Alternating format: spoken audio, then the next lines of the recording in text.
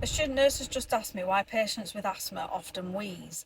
And asthma affects the airways inside the lungs, making them inflamed and overly sensitive to triggers like infections, exercise, cold air, dust, smoke, or allergens such as pollen, for example.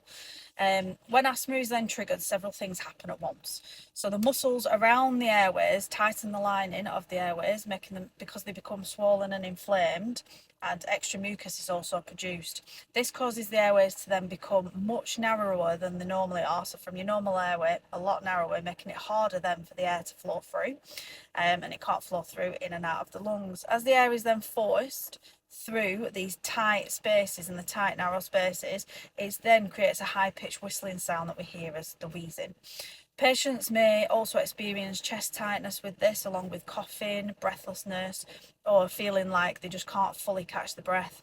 Wheezing is often heard more on breathing out because your airways naturally narrow slightly more during exhalation.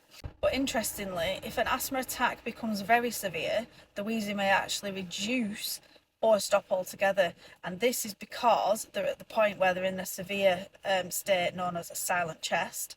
And this can be a very dangerous sign that the patient is becoming critically unwell. So if they do persist like this, it is an emergency anyway if they're having an asthma attack. But if they get the silent chest, you know that they are severely unwell.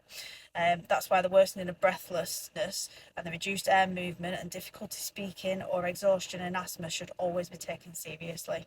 If you want any more bite-sized nursing, be sure to follow along. And I also run something called the Student Nurse Hub. So if you DM me, I can send you the information.